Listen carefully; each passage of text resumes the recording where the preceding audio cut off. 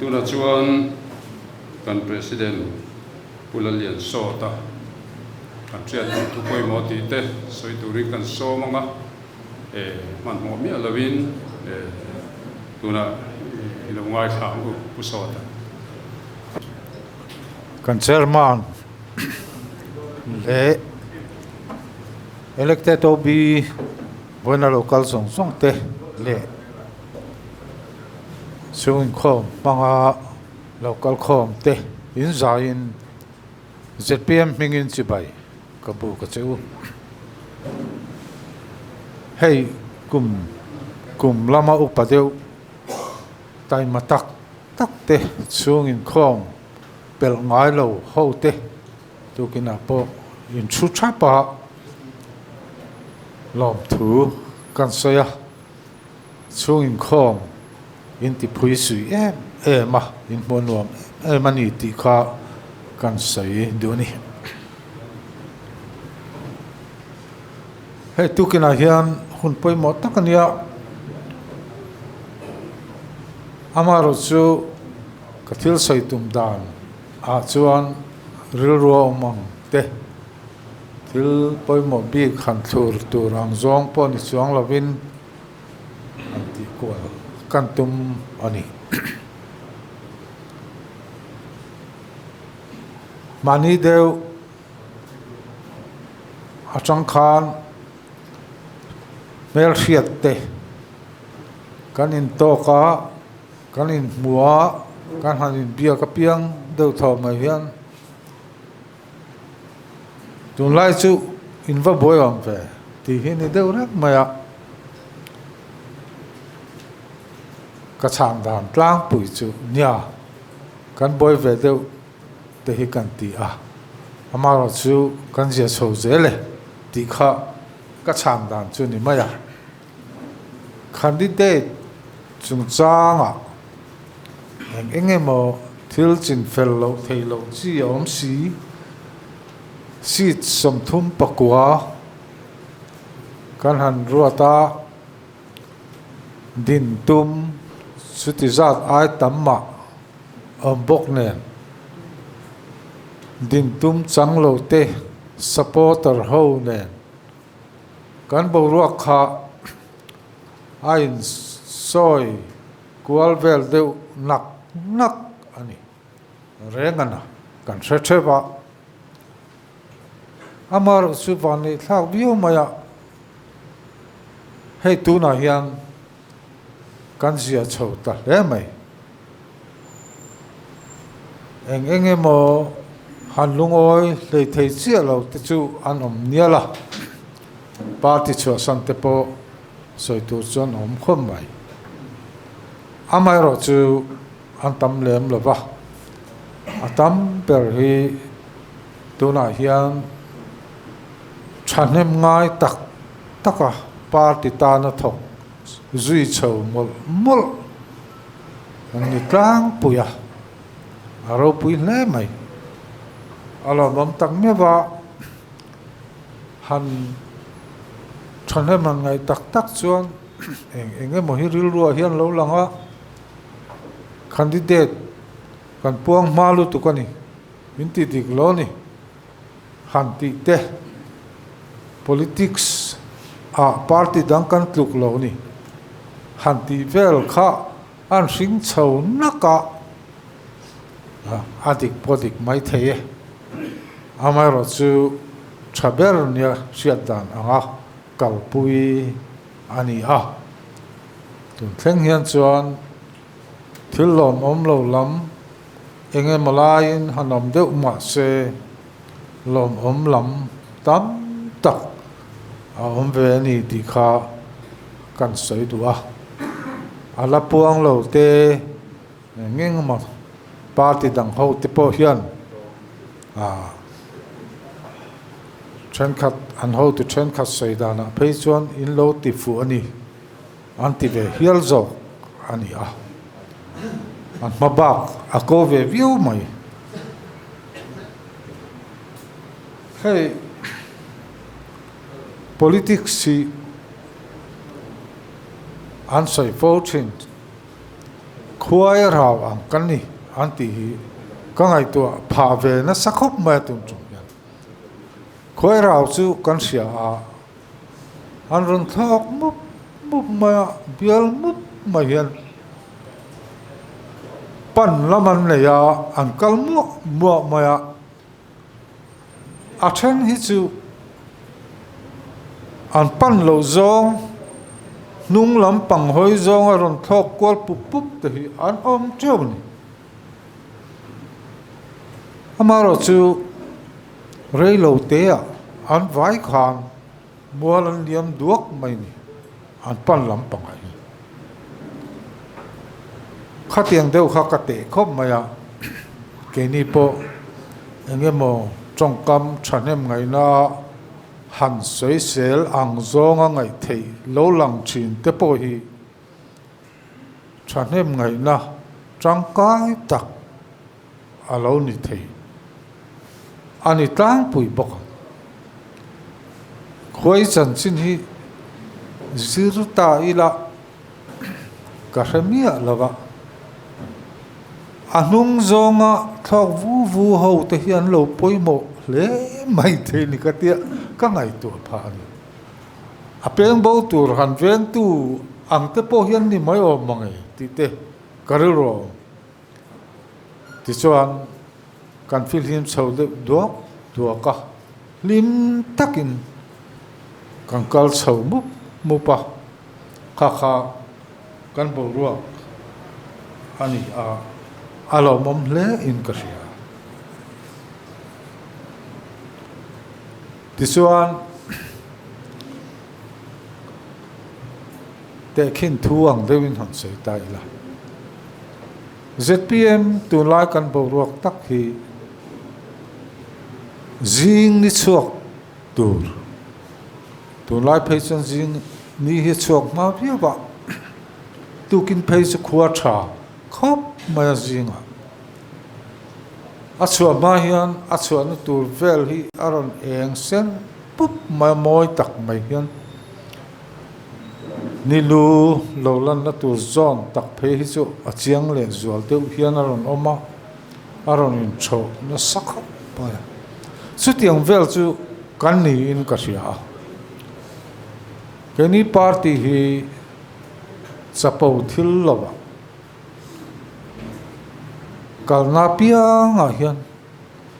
in sarkar ri nom hle mai ti vel khatiang trong kam kha in dong ve chawin karinga kan dong mai ni lovin kan ayo kal chuak te angkal na piang ti thaya ming pethar lom lu thar enge masat kan na ya chu mai ni lawa media lamote opinion poll mun sang sanga khopui chung le khopui pon mun sang sanga TV a te kan hmuwa henga te hian ZPM ti alar em mai ni thei to pa chan lo la a maniom na lo ni bok chuan arin om ve lo thei lo ni jing ni chuak tur aron sen put ang deu khan in than puya nai to a thathumer or chau alo ni to bok nen a chuak chep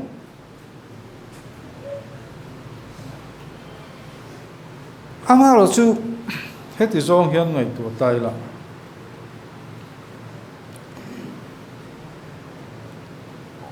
kola chum du malo langa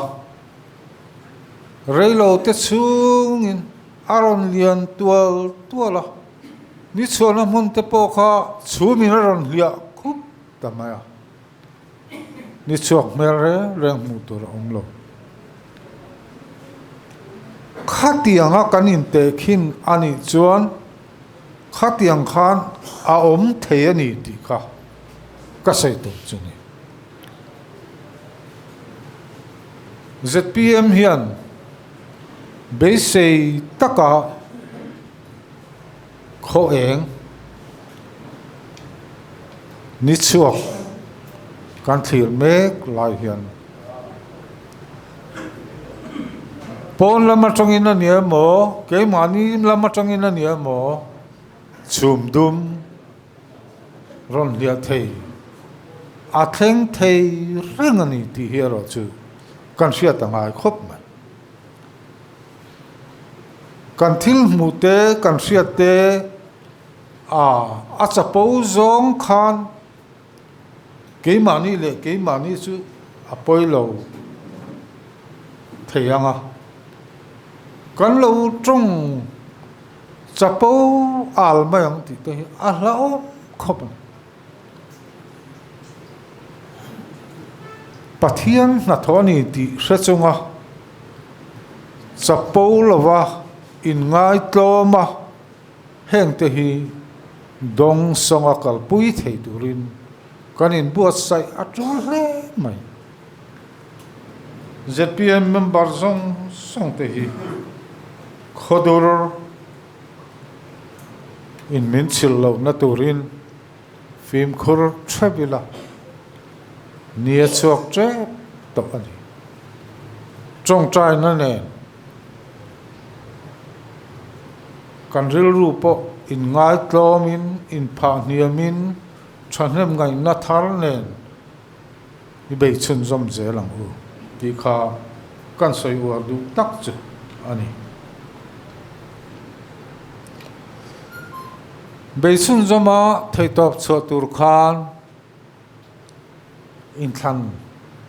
alo ni don chuan vote angaya Mizoram hun tina thingtlanga voter te kandap chuak seng miala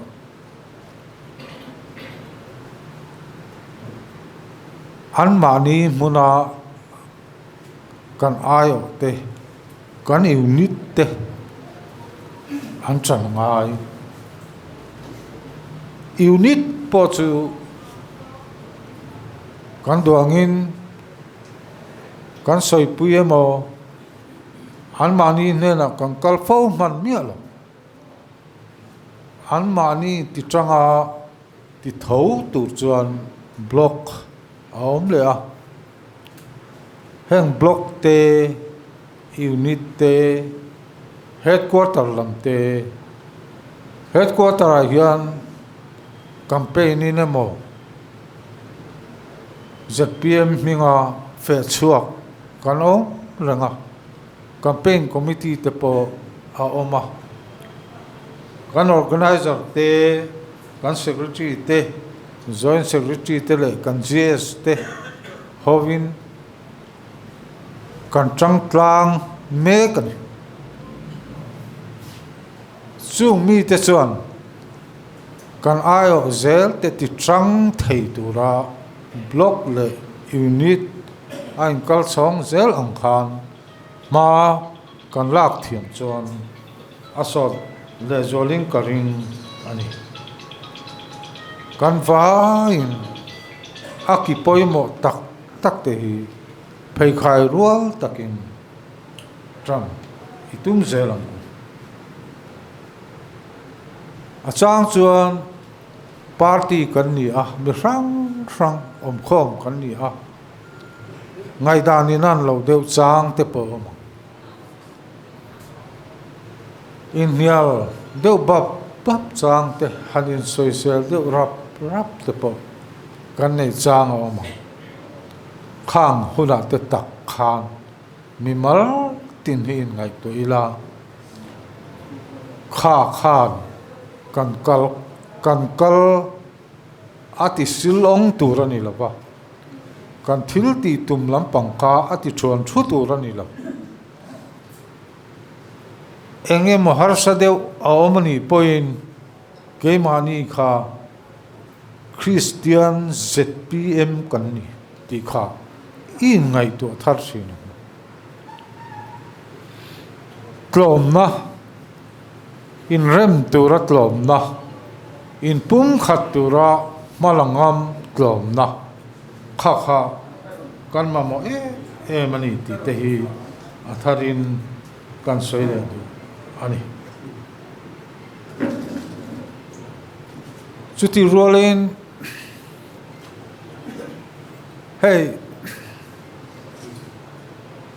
kalphung thar mi pui sarkar kan ti a kalphung thar hi kan thil ti kan set tin renga hian a thei anga langsara man tur tuna chang hian alan po lo lang to viavin ka sia ZPM ke mani party chuan om le soi nuam ka ti em thil pani han soi kan du a pakhat chu thorim na hei hi a soi po kan soi na sanang yang mai candidate ho tenena hanin pol ho ang chia po soilan sal tak ani tin tuna hian a tho pon thok ri mani kan candidate te mani biala an kal dar sang rin takin an thok mar mai ni asante phei chu MPF inaron ti deu ma po khan veng engemaw zat in tin tlo chuak aizol khopoi te po hian anom to man kha kan chun zom zel chuan tuna hian MPF in alo phal le ta model code of conduct puanani ma chuan in tin tlo kha alo rem ti le ta boka hemi chans rem changa hian nasale zolin janila I chun zoma u ti kha kan sei du a ama khom mai mi hring pachang ngei mai mi hring mani ina kan ina an lo kala chi bayan ron sem ngat ang ti chu thil thui tak va soi ani chuang lo alo kal to alo kala sin ti tur om kha apoi moni alo lang ve mi alo nia kan ina ti ani chuan kan thian te ho le kan then nom ten alo kala sin ke ni chu ti tamar mar sela kan ina local ve si lo sela kan ri ru kha ani ka ti thui mai ni ani lo zong khan aw ma kho chu wang kala tlo a chi bai sem rim hi alo poi mo kho chu ta chuan kan khan ti te an la mai lo in khan pui ma sa te po khan kan soi lang fowa kan khan ti te an thok rima in an tlo na sa man party dang te po in nang chu result pon ma khan itling don ti kan lo salok to kan che dana kan khan lo lutuk cha kan phalo lutuk cha chu wain kan tlin kan ring lo ti top te po kha an omani hei kan lom na soi nuam kan ti em ani se langa pathia zara kan lo sarkar thei ani lei khan thorim na hei apoi mo na sang deu don ani ti kha kan soi du ani apani na chu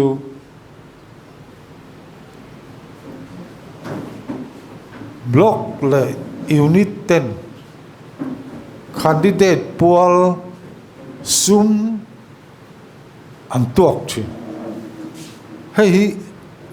along om dang lam akal phung thar em ani thầy topin ma na trong khan mun chen khata phei chon an tuaka candidate ne na sum an hlana a petrol sen so tum nan ti te eng tham vak chu ani lo mai thei amaro chu athil tum a motive kha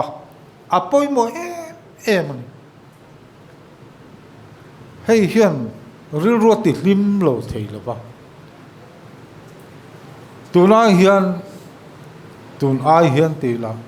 he thil hi wardeu devila Mizoram in than pui zia kan her danglam thei don ani na pa ngaya khan chuan candidate in sum an seng ngek maya ai sang sen alongaya akror tel an soi rito khatiang khan kal zel sela kan rama hian house tak tan lo chuan MLA hi achu chi lawa angam om don lawa ni chu poi don ani ha chu wangin keni ZPM block le unit tena hetiang an han ti hi alomom ema an candidate te tan suman tuaka sum an hlan zo kan thon khat phei chu hei ai zo la po an bial po na mi te point sum an pe ani kan candidate te zo nu ang te Paul ang in ZPM Ming Khan an tran pui ti te po kan siani khang kha ichuang ang u isoi warang u afui po in fuyang u ti kan soi du a chu ti mek lain mun chen khata kal phung lui tak maya candidate sum dil ngeng mayang chi soi tur chu alo heng hi amoi lo le in ka sia a chen te pe chu ngen ngol taka zuman lo til top te pon on ui tal na tur te ui an tal chuan party dangin bong talan tuma a thalo kating na kan thok dona ro kan rel ho dona social ne na han committee te zong arem chang khop thil engemo roi titia hanti vak mai ang chi chu insu atha khop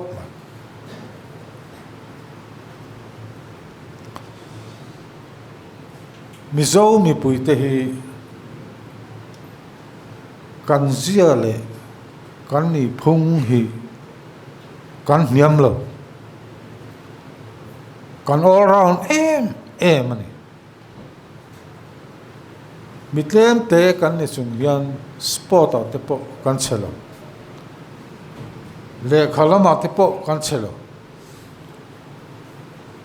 amaya ro chu thil tak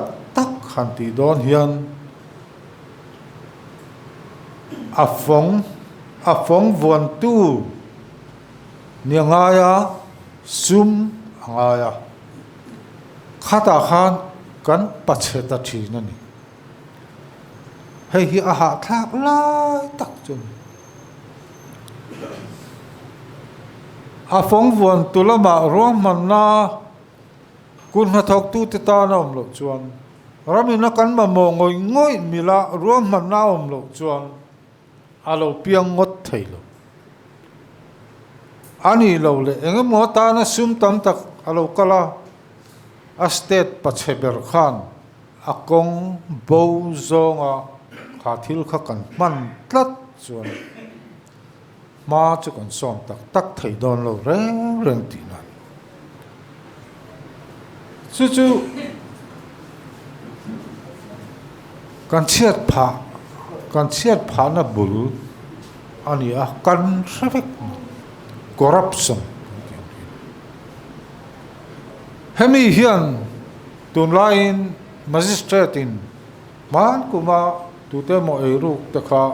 a sem na ten lon puang le zau china a thakop ma khatiang zong khan langsar takin a phong von tu te na an ti dan hi kan soi mai thei lawa kong a chesia power kan nei chaw sia kan in to del lo sia e le ba khata khang kan ril ru anna an mi hring puitling chiale thasherol ril runa ngai tua chopia nga ril runa nei kha a hlom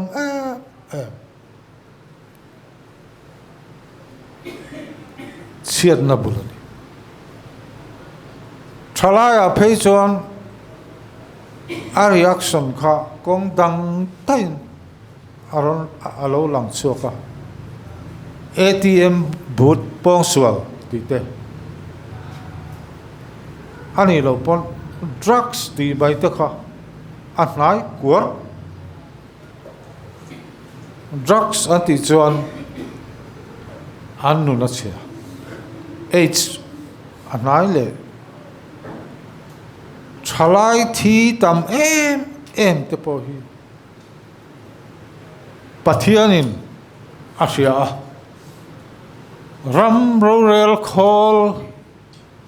ram rorel na pathian ram din ani chuan heng hi akiam nge kar chu ni kan thak le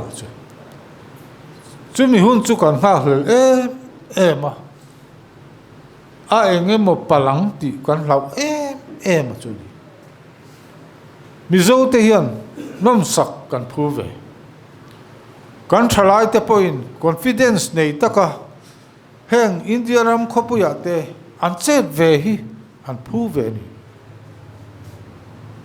ma se kan ram chunga ril ru na ngoi an drugs te an ti pha ani nge kan na te engkim hi pathian thu anga thilakal hian adam thi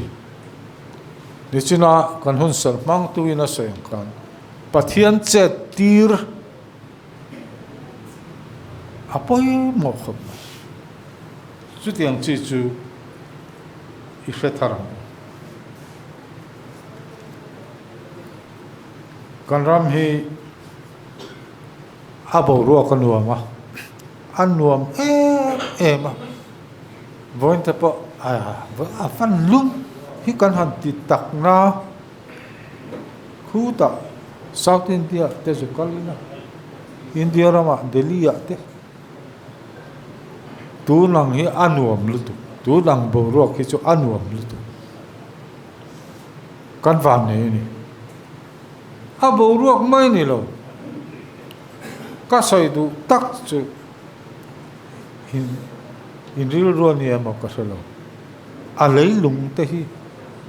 a lei tha ba ka atlang le rom han in siam chho hrim te ava tha avaro pui hi pathian kut chuak ania kan ram chu a rem lo maya kan han ti thin te hi in ngai to chiang pathian in siama pathian hian tangkai le that taka asiama ni nge yang a that na lai hi kan hai chuangai kan mu thiam angai ti tak taka chuan kan re thei wang kan ra chei moi lo mai lo khung masuri teng te khu India rama di pui Solnanan man an soi huai te ai zol ai hian a kham dai zo ani lo point phai zol ngor te hi anuam em lem lo tang kham rang kara kong lum lu mai han kual vel te a rau pui donin ka sia khung Europe ta khu avo sang ava lutu India ram te lum lutu ka Europe te vor lutu ka ko ranau zara le pathian zara khung Europe ramate America te kho chak lamate ka kalkol ve nual ta Mizoram boruak le aom dan shim aya chei chak chen chak aom chuangin ka re English so te phei chu piam thoin kan ti china ramni ta seng lawaro rel tu inya hetiang khovot lutu nangni pon seomin ti em a in han cheng tlat hi chu in a le mai te khatiam khan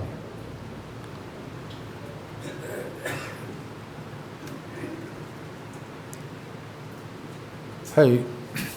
darkar chan ve ka sai to ka bang trep to thil pakhat han soi mai mai la USA khon necro pakhat salatana voice so an sal chom to hioma aming chu Washington Carver anti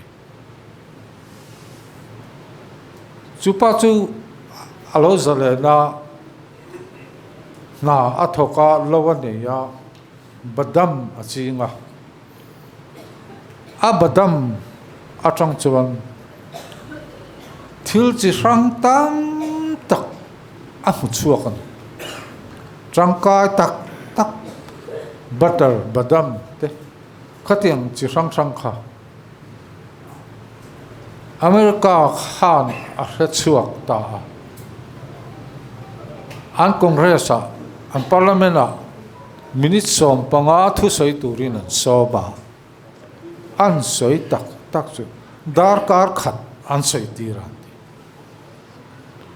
ani na soi dan chuan he ka thil mu chua ho hi a formula dik tak chu leilung le achunga thilom zong song hilal pa ta ani ti hiani ati hen ti haro puin ka ria chuti zong chuan han teila kan leilung kan tlang kan korruam heng zong song hausak na te a hlut na te a duom na tin reng hi chut turatam khopin kor pathian sia ani tlata chuwangin kan rama hian thamuang tak beise na sang tak ne kan chei bolam ai zol khopui ti ro pui tu tur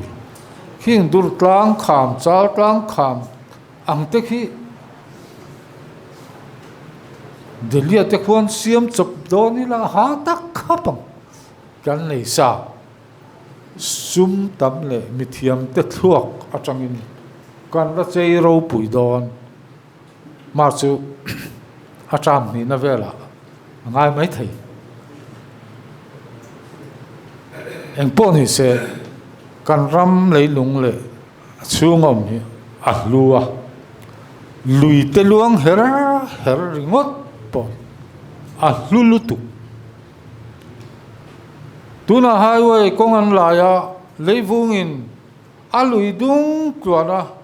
thil nung dang te na achim chia ang chi te hi apoi lutu auyom lutu aman chia sen ning ka sala India ram sta da hon su song tiang kan lui te kor tui phim sangater te an leng se lung pui kara kan pen thak India rama khon kar khat chuang zu teila kar ni te han omila kan ngai chang lui dunga na thial mun te angai om em kan haus sak na te isyang u ti te kan sei du ni pole zoram ni pui zong te kan malo ka hian vote thakin kan ram throi tu kan zong don ani a party soilavin tu po Mizoram siam thaturin kalphung thar mipui sarkar din turin kan som fek choni kalome